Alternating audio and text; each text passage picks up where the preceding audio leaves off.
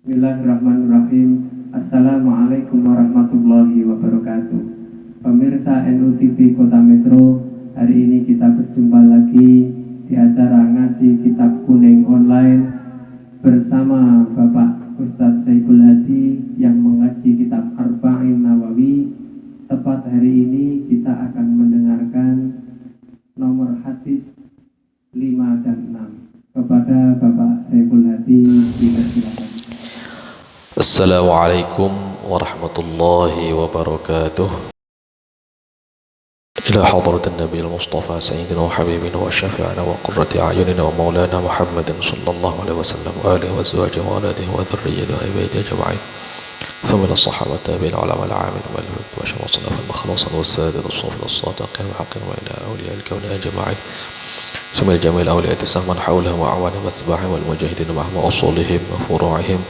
ثم إلى روح جميع العلماء المؤسسين والمحركين لنهضة العلماء خصوصا حضرة الشيخ محمد هاشم الأشعري وأصولهم وفروعهم. ثم إلى أرواح آبائنا وأمهاتنا وأساتذتنا ومعلمينا وتلاميذنا وأحبابنا ونحبنا ونخص خصوصا صحابة كتاب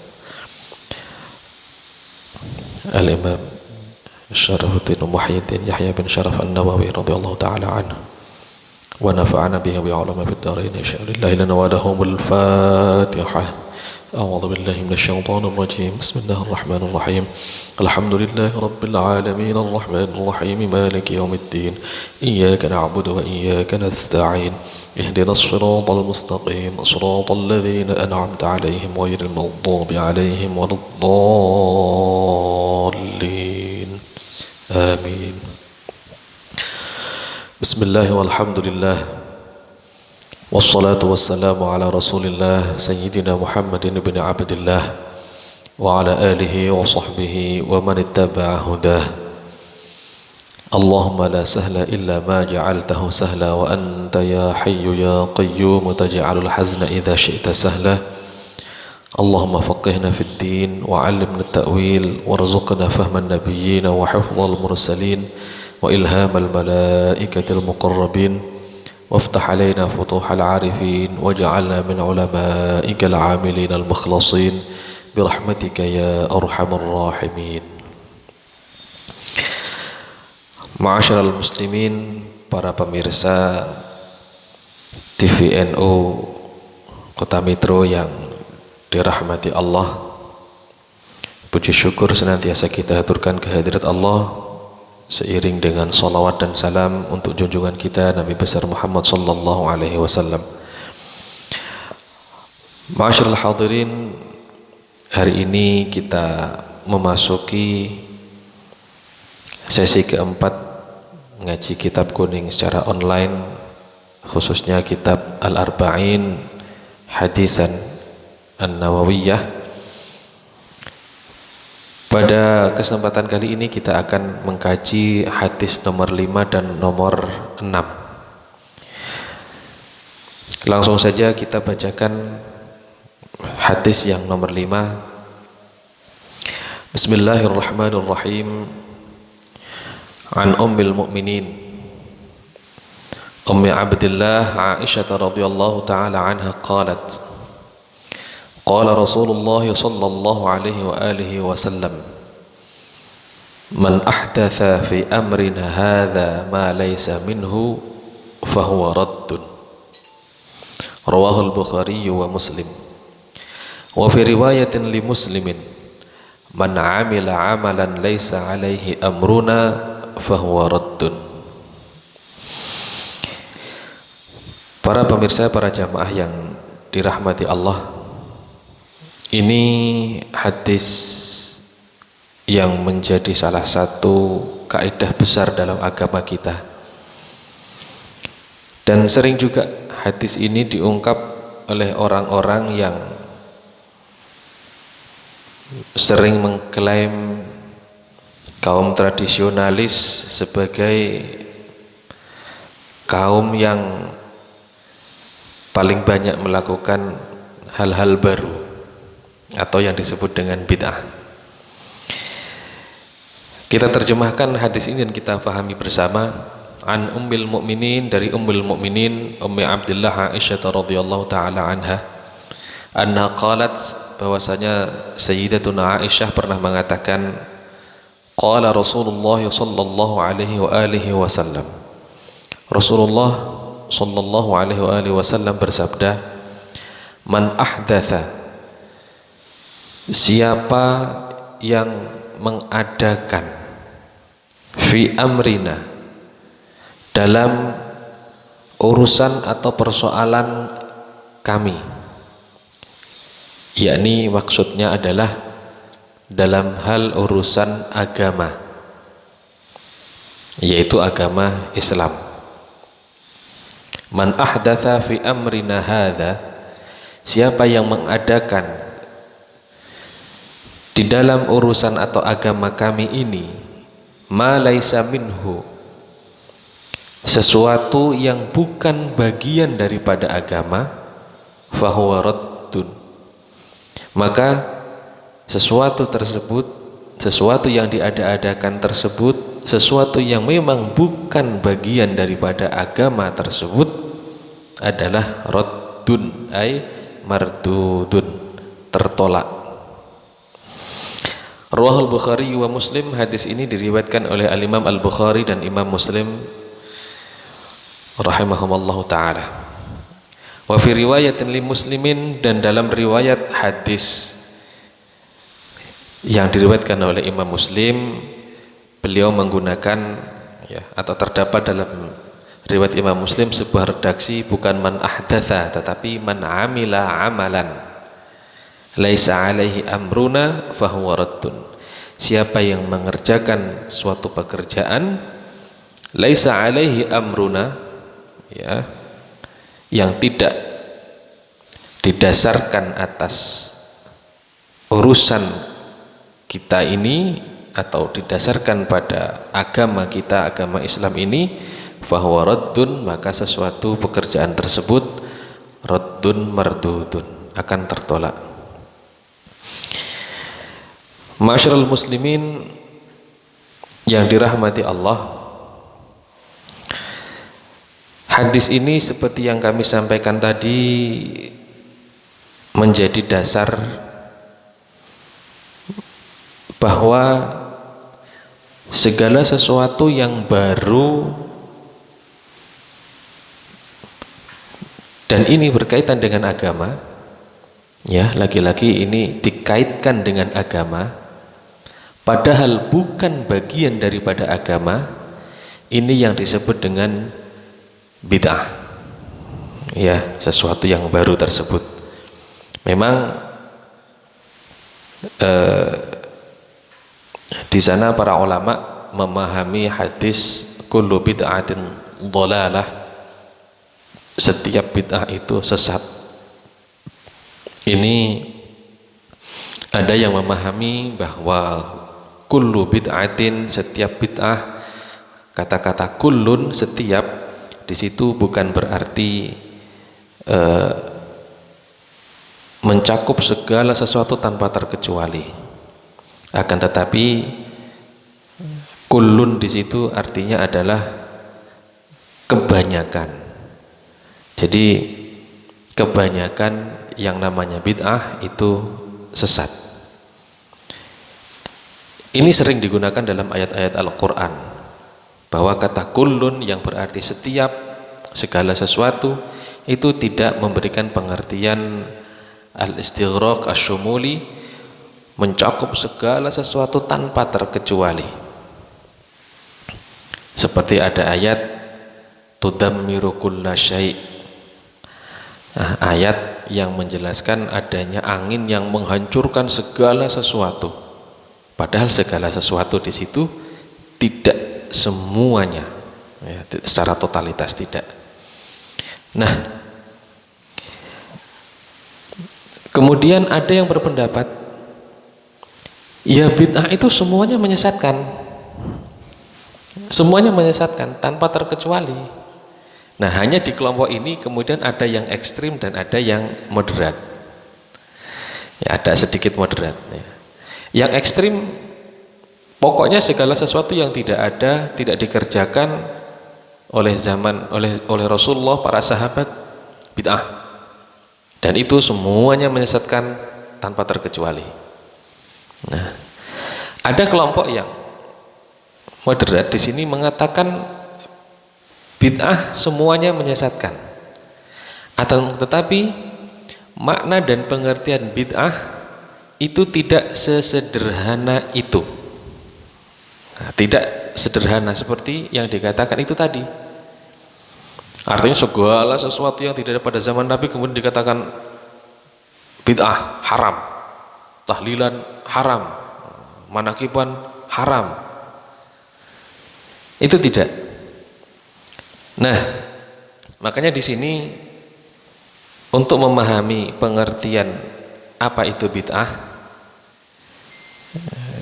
saya ingin mengajak kepada para pemirsa sekalian, marilah kita fahami pengertian bid'ah yang diikuti dan difahami oleh Hadratus Syekh, ya, oleh Hadratus Syekh Mbah Yai Hasyim Asy'ari, di mana beliau mengutip definisi bid'ah itu dari seorang ulama, ya, Asy-Syaikh Zarruq. Ini ditulis atau dinukil oleh Hadratus Syekh Muhammad Hasyim Asy'ari dalam kitab beliau Risalah Ahli Sunnah wal Jamaah. Beliau mengatakan bahwa bid'ah, untuk memahami bid'ah itu kita ada 3 mizan, ya, ada 3 pertimbangan lah di situ, sehingga nanti kita bisa mengetahui dan memutuskan ini bid'ah atau tidak dengan ketiga mizan tersebut. Yang pertama, al-mizan al-awwal, yang timbangan yang pertama, an yunzar fil amril muhdas. Kita perhatikan sesuatu barang yang baru itu, yang dikatakan bid'ah itu, coba kita lihat. Fa in syahida lahu mu'zamu syari'ati wa asluha falaysa bi bid'ah. Ada tidak saksi dari syariat berupa ayat ataupun hadis, ya, yang membuktikan atau menyaksikan bahwa perkara yang baru tersebut itu betul-betul bid'ah atau bukan? Itu, jadi dicek dulu ada atau tidak dalam Al-Quran ataupun hadis. Kita lihat kepada sumber syariah secara umum dulu. Nah, nanti kalau ada ternyata ya bukan, tapi kalau tidak ada, ya kita bisa ke tahap berikutnya, kepada al-mizan ats-tsani. Al-mizan ats-tsani, pertimbangan yang kedua adalah i'tibaru qawaidil a'immati wa salafil ummah al-'amilina bi tariqati sunnah.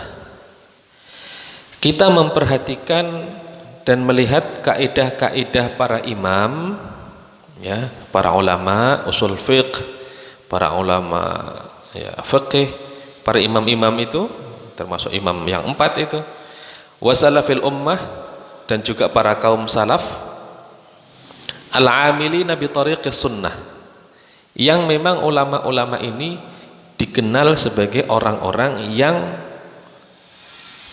mengerjakan atau orang-orang yang memang konsisten dengan sunnah-sunnah Rasulullah Sallallahu Alaihi Wasallam. Ya, jadi para imam atau para ulama kaum salaf yang memang dikenal konsisten dengan sunnah, bukan yang mengaku-ngaku salaf atau mengaku-ngaku ahlu sunnah. Nah, jadi betul-betul kita lihat, misalkan dari segi masanya sendiri, apakah dia memang betul-betul kaum salaf betul 3 abad pertama Hijriyah misalkan, atau orang belakangan tapi karena selalu menggembar-gemborkan kembali ke tradisi salaf, tapi ternyata secara akidah jauh dan berbeda dengan akidahnya para ulama as-salafus saleh. Ini. Jadi bagaimana kaidah-kaidah yang mereka buat, mereka tentukan, ataupun tradisi yang mereka kerjakan saat itu, ya. Fama khalafaha bikulli wajhin fala ibrata bih. Jadi kalau nanti yang dikatakan bid'ah itu kok kemudian setelah dihadapkan dan dibandingkan dengan kaidah-kaidah yang disusun oleh mereka itu, dengan tradisi-tradisi mereka yang memang mereka dikenal sebagai orang yang konsisten dan konsekuen dengan sunnah, ternyata kok ini ndak ada hubungan, kok berbeda, ya jangan dianggap, bisa jadi itu bid'ah. Tapi kalau ternyata kok memang ada sesuai, ya maka fahuwa haqqun, maka itu sesuatu itu yang dikatakan yang baru tadi itu sesuatu yang hak, yang benar. Hanya mungkin perbedaan mereka adalah dasar hukumnya, itu kan, apakah berdasarkan asal yang ini, dasar yang ini, kemudian cabang-cabangnya bagaimana, itulah mungkin perbedaannya seperti itu. Tetapi pada prinsipnya masing-masing sesuai, dan ketika itu kok cocok, maka jangan dianggap itu sebagai bid'ah. Ini juga nanti kalau kita rinci ya banyak. Al-mizanul tsalits. Nah, langsung saja kita kepada pertimbangan yang ketiga. At-tamyiz, yani mizanut tamyiz bi syawahidil ahkam. Jadi pertimbangan yang ketiga, apakah itu bid'ah atau bukan, itu dengan mempertimbangkan perbedaan, ya, syawahidil ahkam, kesaksian dari hukum-hukum yang ada. Kalau kita hukum itu kita melihat ada yang namanya hukum itu ada wajib, ada sunnah, ada mubah, ada makruh, haram. Lah kira-kira ini lebih condong kemana persoalan yang baru ini? Apakah lebih condong kepada yang wajib, atau kepada yang sunnah, atau yang mubah? Nah disitulah, kalau ini memiliki kecondongan ke situ, gitu kan. Nah maka di sini dikatakan fakullu man haza li aslin biwajhin sahihin wadihin la bu'da fihi ulhiqa bih. Jadi nanti kalau ketemu persoalannya ini kok kemudian kita hubungkan, kita gandengan, kita bandingkan dengan hukum-hukum syariat yang ada tadi, ya, terus diteliti, ternyata memiliki kecondongan dan kecenderungan kepada salah satu hukum tertentu tersebut, dan itu betul-betul dengan alasan yang sahih, ya, yang kuat, maka ulhiqa bihi, hukum perkara yang baru itu nanti diikutkan, diilhakkan, ya, dikategorikan kepada hukum yang ada, apakah itu wajib, apa itu sunnah, ya, dan yang lain sebagainya. Jadi paling tidak disinilah untuk memahami apakah itu bid'ah atau tidak, pertimbangannya tidak sederhana. Apalagi dengan perkembangan zaman, sejak zaman Rasulullah SAW hingga hari ini, ya, banyak sekali perkembangan-perkembangan yang terjadi. Ya tentunya tidak dengan mudah kita kemudian mengklaim bahwa sesuatu itu, wah ini bid'ah. Selamatan orang meninggal bid'ah, kemudian selamatan atau syukuran berdoa pada hari-hari tertentu, misalkan pada saat 3 bulan, 7 bulan, ya, 3 atau 4 bulan, ya, 120 hari seperti yang kita bahas kemarin, itu terus kemudian dikatakan bid'ah. Saya kira itu sesuatu yang terlalu dini untuk diklaim sebagai bid'ah. Ada sebuah hadis yang diriwayatkan oleh Al-Imam Abu Dawud, Ibnu Majah, dan ulama-ulama hadis yang lain, dan hadis ini dinilai derajatnya hadis sahih. Suatu ketika ada salah seorang sahabat Ansor meninggal dunia, lalu kemudian Rasulullah SAW dengan para sahabat bertakziah dan ikut memakamkan sahabat kaum Ansar yang meninggal dunia tadi. Setelah selesai mengikuti pemakaman, Rasulullah dan para beberapa sahabat yang ikut bersama beliau dipapak, dicegat oleh utusan dari keluarga ahli musibah sesuai perintah istri daripada almarhum. Istrinya memerintahkan, ya, meminta supaya Rasulullah dengan beberapa sahabat tadi itu untuk mampir ke rumah dan kemudian makan bersama. Dan ternyata di situ sang tuan rumah, istri daripada almarhum itu, sudah menyiapkan hidangan dengan menyembelih kambing. Setelah sampai, apakah kemudian Rasulullah mengatakan ini suguhan atas orang meninggal, ini tidak boleh, ini haram, ini bid'ah? Apakah Rasulullah tidak mau menikmati itu? Ternyata tidak. Rasulullah SAW ikut menikmati dan makan dari suguhan yang telah disediakan oleh sang tuan rumah tadi. Dan namun di tengah perjalanan ketika Rasulullah makan, Rasulullah merasakan bahwa ini kambing ini kok rasa-rasanya lain, ada sesuatu.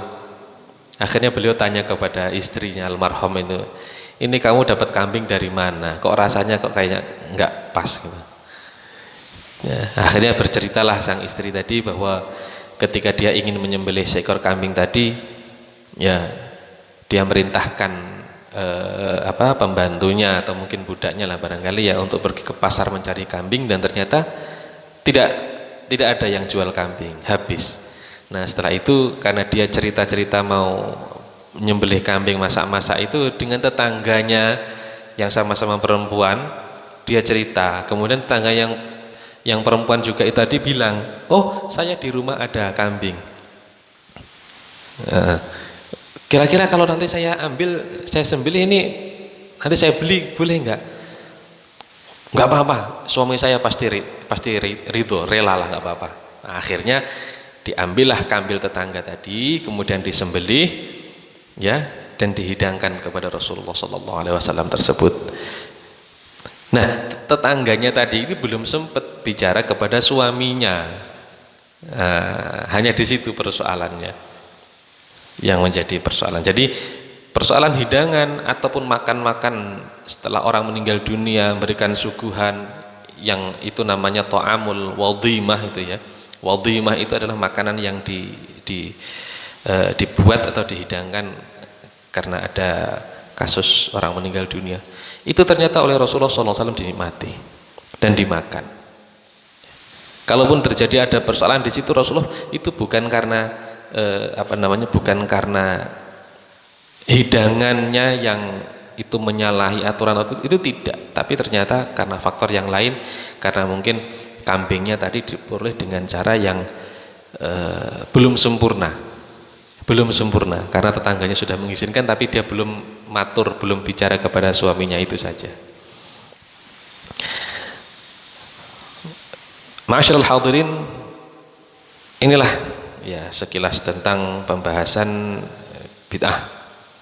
Ya, jadi siapa yang mengada-adakan sesuatu, kemudian sesuatu itu dikatakan di sini fi amrina, berarti sesuatu itu dianggap bagian daripada agama.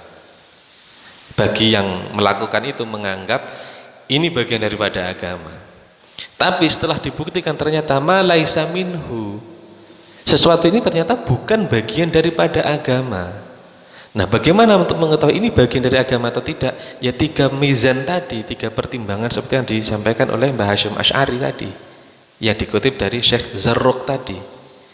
Ya, apakah di Quran tidak ada, hadis tidak ada, bagaimana dengan tradisi kaum salaf, bagaimana kita pertimbangan tamyizul ahkam, ya, pertimbangan hukum-hukum syarak yang 5 itu. Nah, condong kemanakah? Nanti baru diilhakkan ke situ. Di situ, ya. Jadi man amila amran laisa alaihi amruna, laisa alaihi amruna, atau ma laisa minhu, bukan bagian dari agama kok dikatakan ini bagian daripada agama. Nah, sekarang kalau kita melihat orang bersyukur atas nikmat Allah, jelas boleh. Kemudian ketika ada rasa senang sebagai ucapan rasa syukur, kemudian dia mengadakan sebuah walimah atau jamuan makan-makan, itu ditradisikan. Bahkan itu juga Rasulullah memerintahkan. Rasulullah itu, ya, untuk ucapan rasa syukur dalam suasana yang bahagia itu ada walimah karena apa saja itu beliau mengadakan, meskipun itu hanya sekedar dengan bubur, ya. Itu tradisi kita seperti itu. Itu kita tidak kemudian mengatakan itu bid'ah. Ada lagi yang mengatakan katanya selamatan itu terus apa namanya, tradisi orang-orang Hindu. Tidak. Al-Imam As-Suyuti sendiri menceritakan, Al-Imam Suyuti itu wafat pada tahun 911 Hijriah. Ya, 911 Hijriah. Sudah cukup lama. Tapi beliau menceritakan bahwa beliau sendiri sempat menemukan tradisi mengaji membaca Al-Quran setelah orang meninggal dunia. Bahkan bukan hanya seperti di tempat kita yang 3 hari, kadang cukup 7 hari berhenti, nanti baru 40 hari jalan lagi, itu pun cuma semalam, baru nanti 100 hari. Itu tidak, bahkan pada zaman dulu itu sampai 40 hari itu ngaji terus full setiap hari.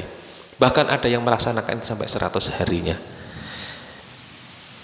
Sebenarnya yang sunnah seperti itu, yang sunnah. Di tempat kita itu cuma 3 atau 7 hari itu sebenarnya belum mengena semua. Tapi ya ma la yudraku kulluh, la yudraku kulluh lah.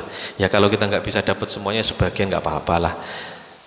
Mau ngasih makan orang sampai 40 hari non-stop ya kalau nggak orangnya berduit ya repot juga. Tetapi paling tidak ini adalah sebagai bukti bahwasanya ini ditradisikan juga oleh para ulama-ulama terdahulu. Al-Imam As-Suyuti bahkan mengatakan demikian juga yang saya dapati dan yang saya dengar dengan yang dilakukan oleh penduduk di Makkah dan Madinah. Ada orang meninggal kemudian membaca ayat-ayat suci Al-Quran sampai 40 hari full non-stop. Ada yang sampai 100 hari dan begitulah. Jadi kalau apa yang dilakukan oleh warga-warga kita, kaum Nahdliyin khususnya, itu dikatakan bid'ah, jauh.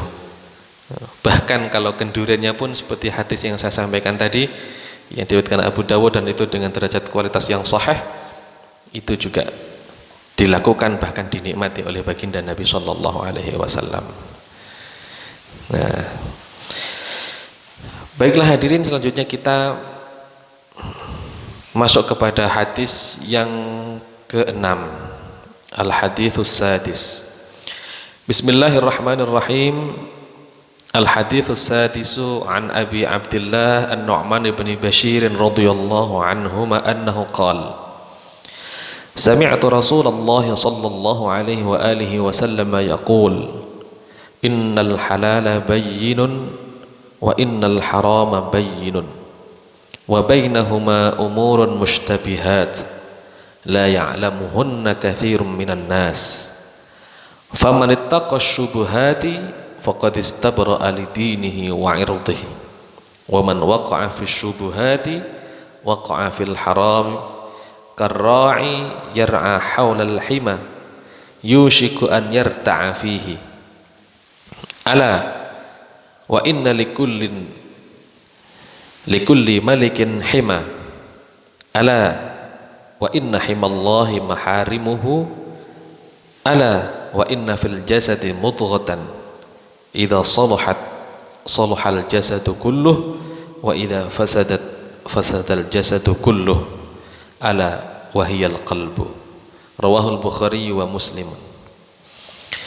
Hadis ke-6 ini bersumber dari sahabat Abu Abdullah Nu'man bin Bashir. Beliau mengatakan, sami'tu, saya mendengar Rasulullah sallallahu alaihi wasallam yaqul, bersabda, innal halala bayyinun, sesungguhnya yang halal itu bayyinun, jelas, gamblang. Maksudnya jelas, gamblang di sini karena ada nas Al-Quran ataupun hadis yang menyebutkan sesuatu tersebut halal. Wa innal harama bayyinun, dan demikian juga ada sesuatu yang memang sudah dinyatakan oleh Al-Quran itu halal ataupun haram. Yang kedua dikatakan itu haram, maka haram itu jelas. Wa bainahuma umurun mushtabihatun, dan antara keduanya, antara yang halal yang jelas tadi dan yang haram yang juga sudah jelas tadi, ada umurun, perkara-perkara mushtabihatun, yang samar. La ya'lamuhunna katsirun minan nas, tidak ada yang mengetahui hakikat sesuatu yang samar-samar ini, perkara-perkara yang samar ini, ya, katsirun minan nas, banyak dari orang tidak tahu itu. Faman ittaqa syubuhati, maka siapa yang berhati-hati menjauhi sesuatu yang syubhat, faqad istabra'a lidinihi wa 'irdihi, maka dia telah berusaha untuk melepaskan dirinya dari tanggungan, dari beban atau agama ataupun nama baiknya. Artinya kalau dia sudah menjauhi perkara yang syubhat, secara hukum agama dia tidak akan kena sanksi, tidak akan terkena dosa. Wa 'irdihi, dan juga nama baiknya pun juga akan tetap terjaga karena kehati-hatian dia menjauhi yang syubhat. Wa man waqa'a fi syubuhati, dan siapa yang terjerumus, ya, dalam perkara yang syubhat, waqa'a fil haram, maka ia telah nyemplung, ya, terjerumus masuk ke dalam sesuatu yang haram. Karra'i, seperti seorang penggembala, yar'a haulal hima, yang dia angon mengembala di sekitar al-hima. Al-hima itu, ya, kalau orang Arab dulu itu tempat angon, tempat gembala binatang ternak itu dikasih batas. Nah, gak boleh keluar dari situ. Ya, kalau keluar, awas, ada sanksi. Nah, siapa yang mengembala kambing di sekitar tempat-tempat terlarang seperti itu, di sekitar ini, nggak sampai masuk ke dalam loh ini, baru di sekitarnya, di pinggiran batas-batas itu tadi, yushiku an yarta'a fihi, maka ia hampir akan masuk angon di dalam yang dilarang tadi. Kenapa? Ya namanya kambing. Memang dia tahu ini tempat dilarang atau tidak. Yang tahu kan ya yang punya kambing, diawasi. Maka kalau dia angon di dekat situ, ya khawatir nanti kambingnya tahu-tahu masuk nyelonong ke tempat yang diharamkan tadi. Ala, ketahuilah, wa inna likulli malikin hima, setiap pemimpin, raja, penguasa itu memiliki kawasan-kawasan terlarang. Ya, al-hima itu tadi. Ala, dan ketahuilah, wa inna himallahi maharimuhu, sesungguhnya kawasan terlarangnya Allah itu adalah maharimuhu, sesuatu yang diharamkan oleh Allah Ta'ala. Perkara-perkara yang diharamkan Allah itu kawasan larangan. Ala, dan ketahuilah, wa inna fil jasadi mudghatan, dan sesungguhnya di dalam tubuh seseorang itu terdapat mudghatan, segumpal daging.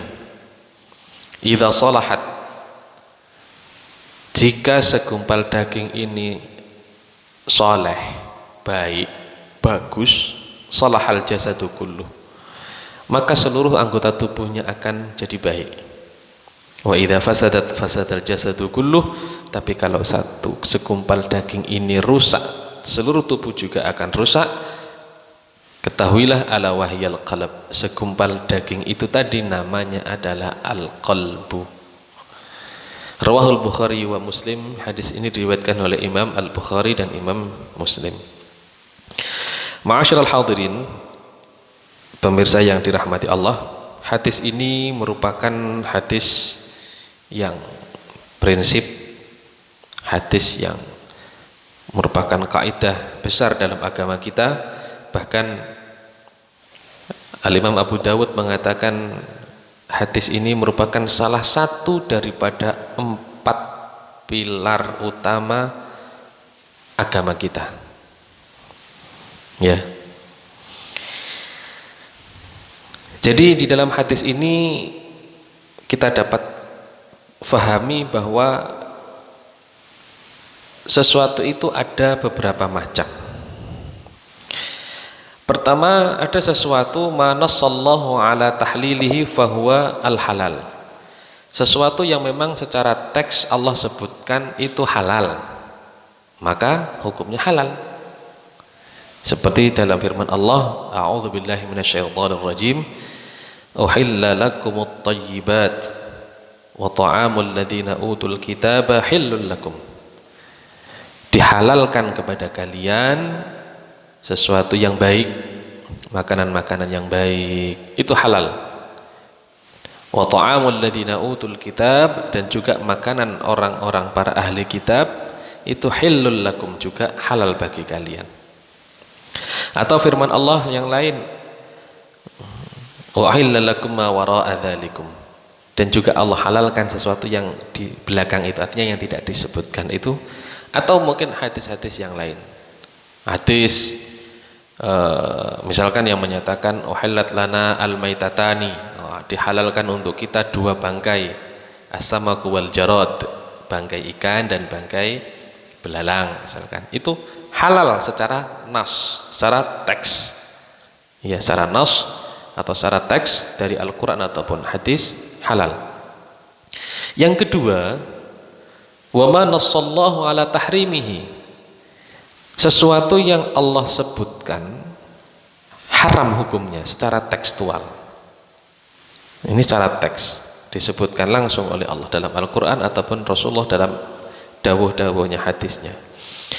Seperti firman Allah misalkan, hurrimat alaikum ummahatukum wa banatukum, diharamkan atas kalian sapa ummahatukum, ibu-ibu kalian, wa banatukum, dan juga anak-anak perempuan kalian, haram untuk dinikah. Haram, jelas disebutkan oleh Al-Qur'an.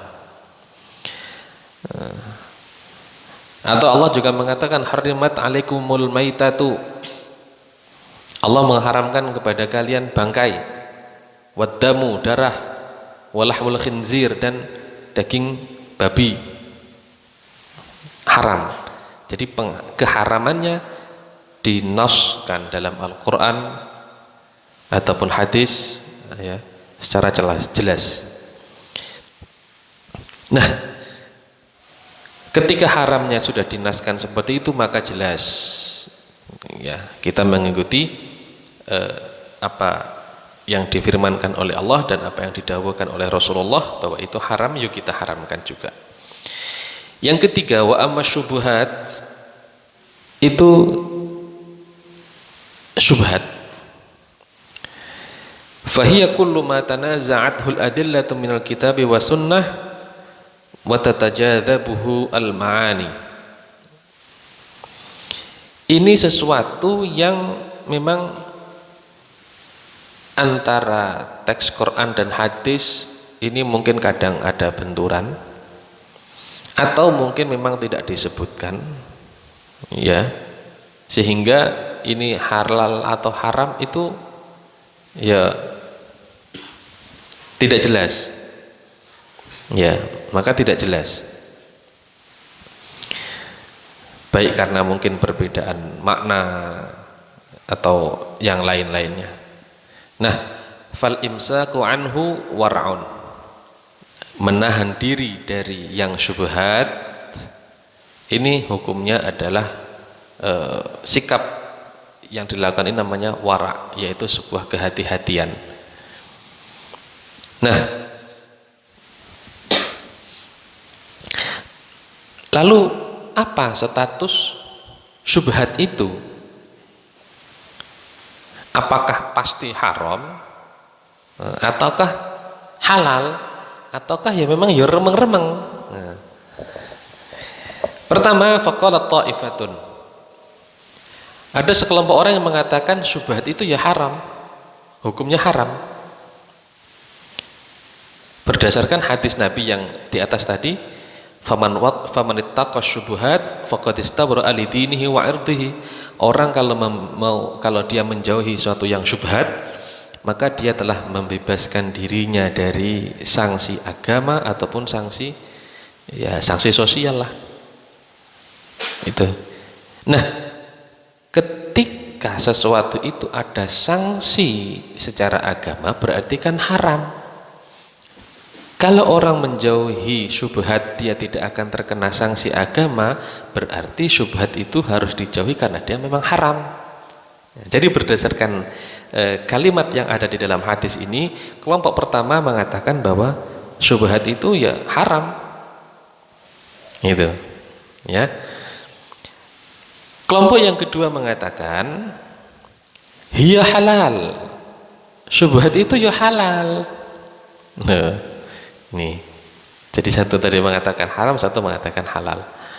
Apa dalilnya? Dalilnya adalah perumpamaan yang dilakukan oleh Rasulullah SAW bahwa orang yang menjauhi syubhat tadi itu, beliau ibaratkan seperti seorang yang mengembala kambing. Ya, dia mengembala kambing di tempat, di dekat atau di sekitar tempat yang terlarang. Nah, baru di sekitarnya, di sekitar yang terlarang itu apakah terlarang? Kan tidak. Kalau tidak berarti ya halal. Nah, itu. Jadi perumpamaan itu tadi ya, bahwa yang haram itu adalah daerah-daerah terlarangnya, dan yang namanya syubhat itu di pinggir-pinggirnya. Nah, di pinggirnya ini berarti statusnya apakah halal atau haram? Nah, statusnya kan harus jelas. Apa ya? Ya itu hukumnya sebenarnya halal, tapi sebagai langkah-langkah antisipatif, preventif, haram. Tidak seperti itu. Harus identitasnya jelas. Halal, halal, haram, haram. Nah, kalau persoalan tawarru' atau menjaga diri itu persoalan lain lagi nanti. Kehati-hatiannya saja itu. Nah, itu pendapat yang kedua. Pendapat yang ketiga mengatakan al-mushtabihat al-madhkuratu fi hadzal hadits la naqulu innaha halal wala innaha haram. Perkara mushtabihat yang disebutkan dalam hadis ini itu kita tidak dapat menilai itu apakah halal atau itu haram. Ya. Karena kita tidak bisa menilai itu halal atau haram, fayambaghi an natawaqqafa anha. Ya kita tawakuf, kita pending saja.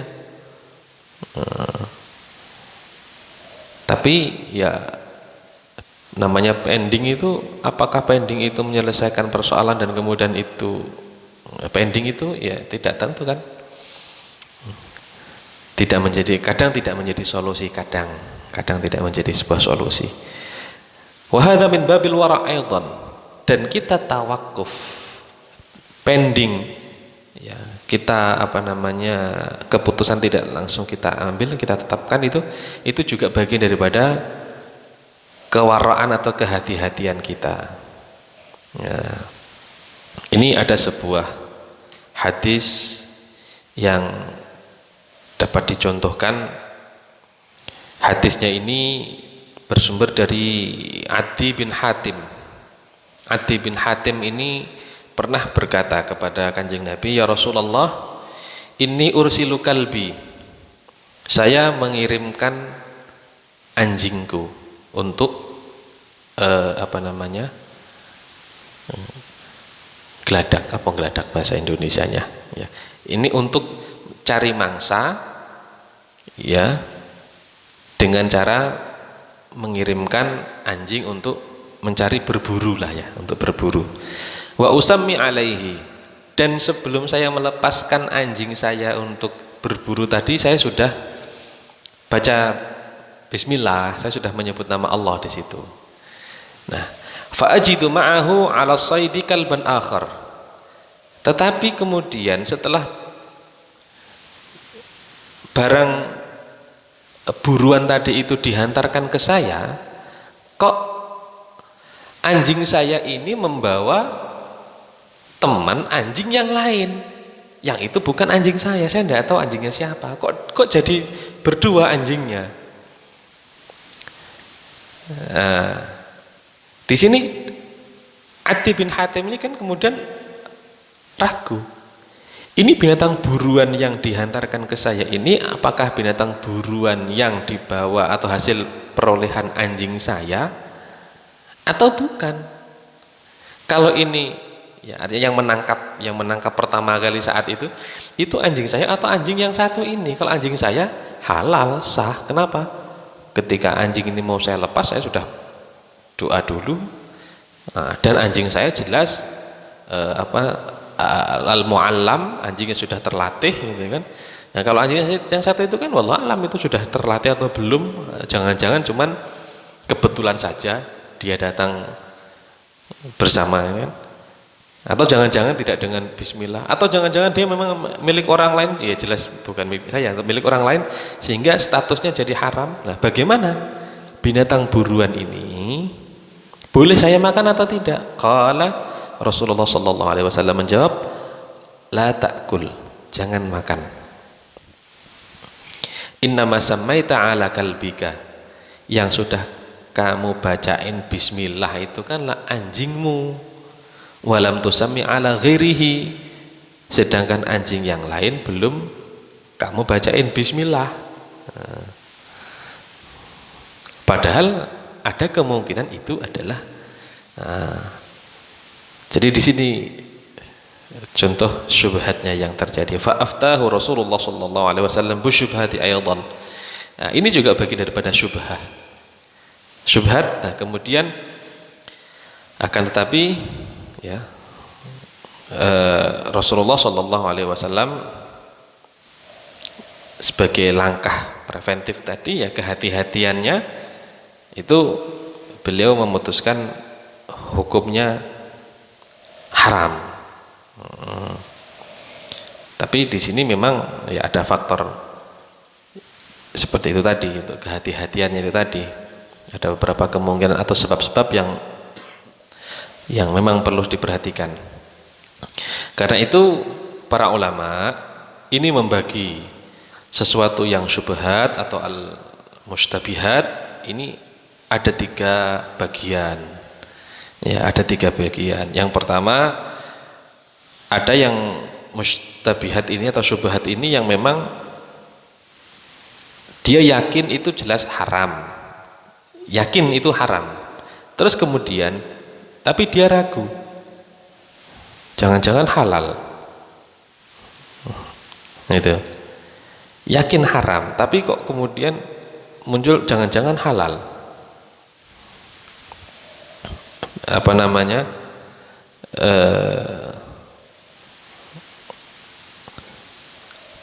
Ya misalkan binatang yang kalau belum disembelih itu kan hukumnya haram. Nah, kemudian apakah binatang ini jangan-jangan sudah disembelih dengan tepat? Jangan-jangan begitu. Nah, dia sudah yakin haram, tapi muncul jangan-jangan halal. Nah, kalau jangan-jangan halal, maka putuskan itu haram. Ada yang kebalikannya, dia jelas-jelas halal, tapi kemudian ragu, jangan-jangan haram. Jangan-jangan haram. Nah, kalau seperti itu ya yakini saja itu halal, itu mubah. Itu. Ini bisa kita gunakan al-aslu baqa'u makana ala makana, misalkan kaidah fikih, usul fikih yang mengatakan bahwa pada dasarnya hukum itu ya bagaimana yang sebelumnya. Ada yang memang bagian ketiga itu memang ragu-ragu, ini halal, ini haram, ini halal, ini haram, sehingga tidak bisa karena pertimbangannya cukup sulit, halal dan haramnya tidak bisa diputuskan, sehingga di sini maka yang lebih baik ya, karena tidak ada indikasi yang memperkuat pada salah satu hukum apakah halal ataupun haram, maka yang lebih baik posisi seperti ini adalah at-tanazzuh, yaitu berusaha membersihkan diri atau menjauhi dan tidak mengkonsumsinya. Kama fa'alan Nabi sallallahu alaihi wasallam, ini sebagaimana pernah dilakukan Kanjeng Nabi fit tamratis saqithah hina wajadaha fi baitihi. Jadi di rumah beliau pernah menemukan tamar, kurma yang jatuh. Ada kurma yang jatuh, tapi itu di rumah beliau. Ya, padahal coba satu, ini di rumah beliau. Kalau di rumah berarti kemungkinan besar milik beliau atau bukan? Iya, kemungkinan besar. Tapi kemudian ketika beliau ambil kurma itu, beliau mau makan, itu tidak jadi. Kenapa? Pertimbangannya apa? Rasulullah pertimbangannya adalah, ya kalau kita ya ambil aja, makan aja di rumah kita gitu kan. Tapi ini ketika Rasulullah, beliau tidak jadi dimakan, dikonsumsi, beliau ingat, jangan-jangan ini kurma zakat atau kurma hadiah, sedekah atau hadiah. Kalau hadiah berarti sukarela, kalau sedekah berarti zakat. Nah, kalau zakat dari hasil sedekah wajibah ya, zakat haram. Akhirnya tidak beliau makan. Atau ada yang juga memberatkan yang haram karena kekhawatiran atau kehati-hatian atau tawarru' tadi, wara' ya untuk kehati-hatian, ya monggo silakan saja. Ya. Masyarul hadirin yang dirahmati Allah, kemudian ya itu tadi perkara-perkara yang syubhat. Nah, orang yang melakukan syubhat tadi itu diibaratkan seperti menggembala angon kambing di dekat sekitar tempat-tempat yang memang kawasan terlarang. Nah, kemudian di sini dikatakan bahwa setiap penguasa atau raja itu pasti memiliki daerah-daerah terlarang yang tidak boleh disentuh oleh warganya atau umatnya lah. Demikian juga Allah Subhanahu wa taala memiliki al-hima, kawasan-kawasan terlarang yang tidak boleh dilanggar, dilakukan oleh para umat manusia, dan itu adalah maharimuhu, perkara-perkara yang telah diharamkan oleh Allah Subhanahu wa taala. Di akhir hadis ini Rasulullah sallallahu alaihi wasallam menyampaikan pentingnya menjaga hati. Hati sebagai segumpal daging yang ada di dalam tubuh dan menjadi penentu seseorang itu nanti akan jadi orang yang baik atau tidak. Ya, ini memang perlu sekali kita bicarakan masalah hati. Al-Imam Al-Ghazali misalkan dalam Minhajul Abidin menyebutkan beberapa alasan mengapa kita harus menjaga hati, mengapa kita harus berusaha untuk mensucikan hati. Lebih-lebih di bulan suci Ramadan ini, Al-Imam Al-Ghazali dalam Ihya Ulumuddin membagi-bagi puasa itu, ya puasa yang paling tinggi, khasatul khasah itu adalah puasanya seseorang yang disertai dengan hati. Demikian juga Sayyidina Syekh Abdul Qadir Jilani radhiyallahu taala anhu dalam kitab Sirrul Asrar juga mengatakan bahwa puasanya orang-orang thariqah, puasanya orang-orang tasawuf itu adalah puasanya hati. Jadi tidak hanya makan dan minum karena itu konsumsi fisik, tetapi bagaimana menjaga hati agar tidak ternodai sehingga membatalkan puasa, minimal membatalkan pahalanya puasa. Ini dalam kacamata para kaum sufi. Di antara alasan mengapa kita harus menjaga hati, membersihkan hati adalah seperti yang disebutkan dalam hadis ini, karena hati itu menjadi penentu gerakan tubuh kita, baik lisan ataupun tangan, kaki, mata dan yang lain sebagainya. Itu semuanya nanti ditentukan oleh hati kita. Karena hati kita yang menentukan nanti bakal baik dan tidak, maka sumber utamanya di sini harus dijaga. Di sisi lain, Allah Subhanahu wa taala melihat seseorang itu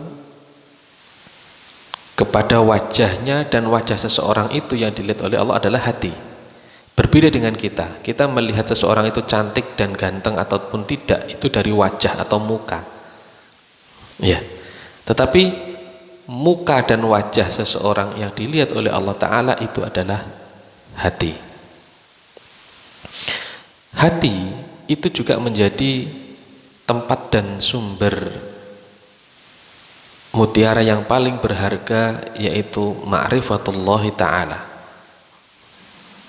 Hati juga menjadi tempat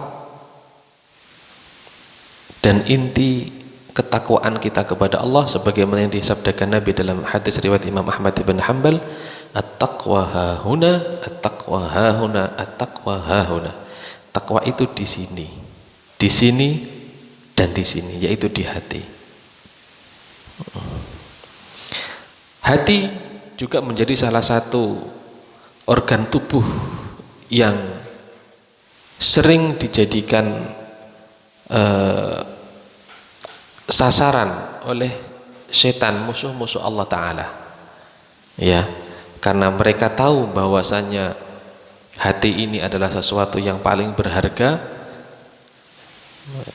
Ibarat maling itu mencari sesuatu yang paling berharga untuk dia ambil, dan setan tahu itu adalah hati. Makanya setan banyak membisikkan atau banyak meracuni, banyak membidik dan menjadikan hati ini sebagai sasaran godaan mereka.